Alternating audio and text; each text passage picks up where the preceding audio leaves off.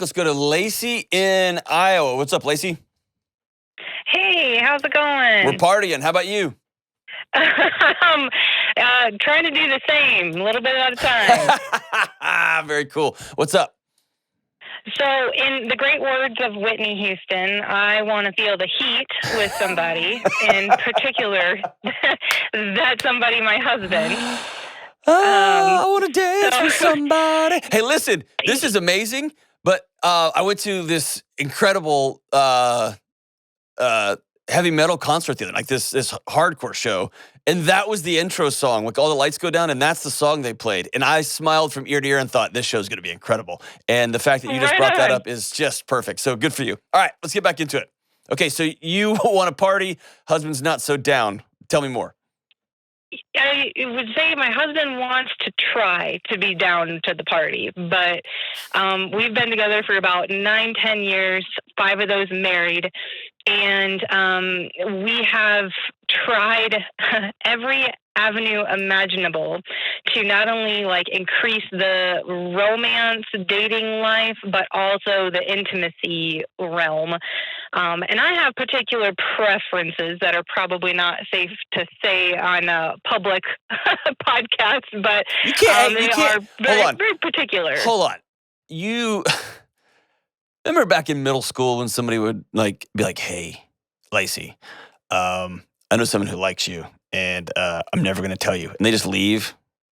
You can't do that. You can't call and be like, I've got this crazy thing. And then listen, number one, nobody's listening to this show. We all know that, right?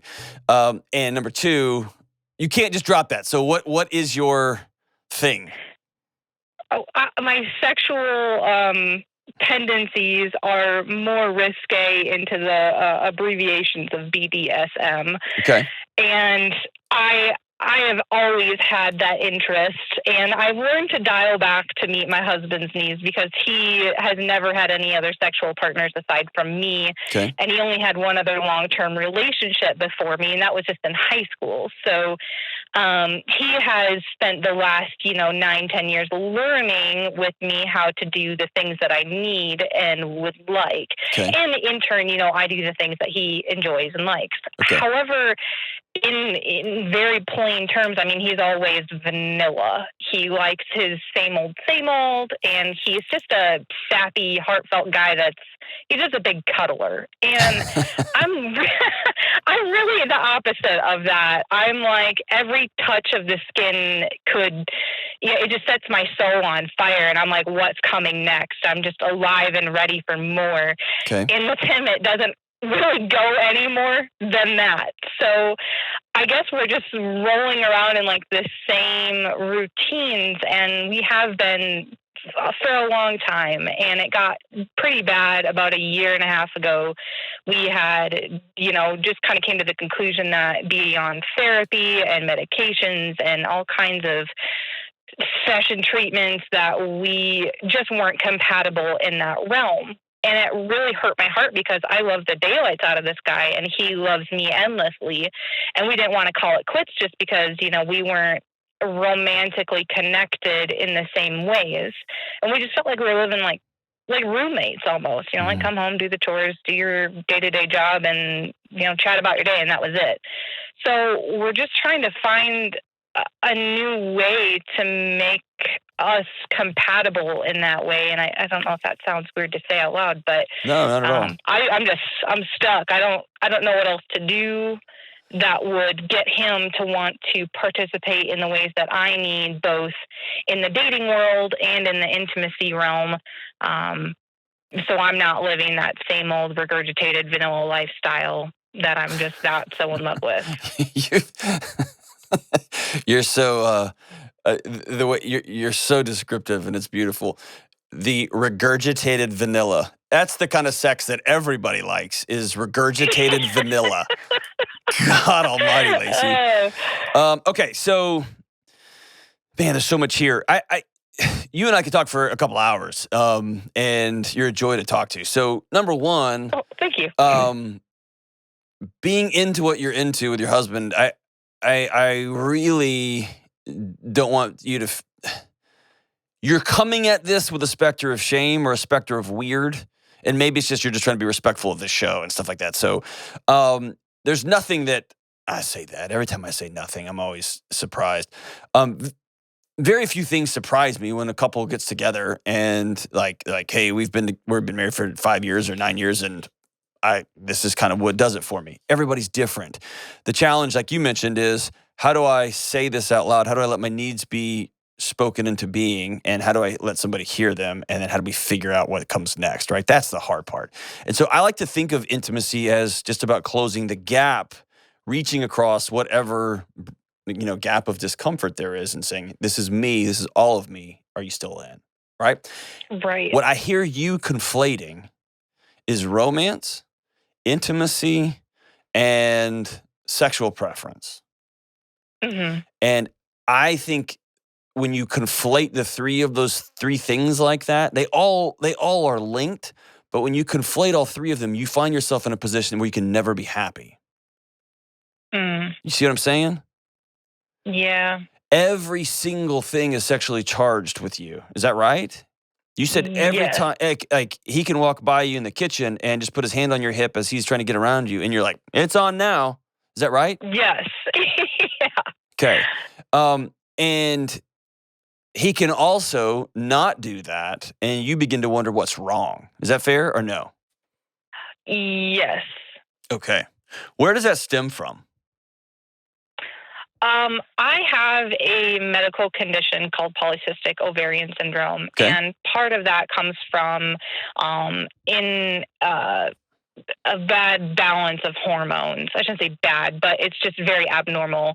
And so I have the testosterone of two men. Yeah, don't ever say they're bad. Things, Never say they're bad. Is that cool? Right. This is yes. this is just how you roll. Yeah. Yes, It it's different. It's different than most women I know. So they're like, "Geez, this is you want what?" Yeah. Well, I'm like, and I'm thinking it's a thing. all the spectrum of people listening. I can imagine there's a cluster of men going, "What? What? This exists?" Right. So I get that, and right, and then right. But there's also reality to it too, right? Yes. Which is hard. Okay, I mean, my husband and I have had very cordial conversations about it, and very deep conversations. So much so that I explain. I've showed pictures and videos. We've gone through the whole gamut of different means of therapy and talking things out. So I'm not ashamed to talk about it. I'm not embarrassed or anything like that. Even to friends and family who are honest and really want to know. So I mean, he knows exactly what I'm looking for, but it's just hard for him to have that desire to do those things because it's just not in his nature. He's just a lover. He's not like a hard and heavy person like I'm looking for. Hard and heavy people don't always like being hit. Or the one that I've heard over time is they don't feel comfortable hitting somebody else. You know what I mean? So it's both and, right? And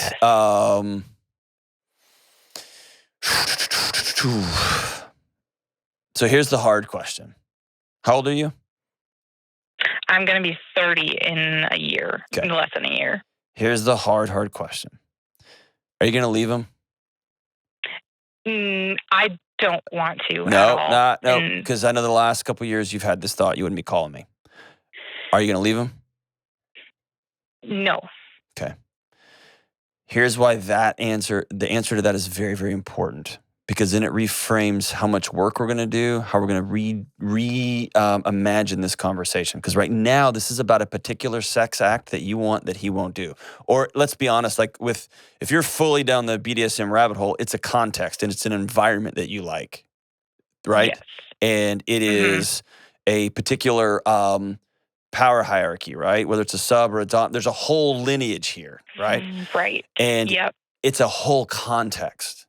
And so if you are all in on this person and together y'all do not create this context, what you have to be willing to do is to say, okay, how do I get a supercharged libido?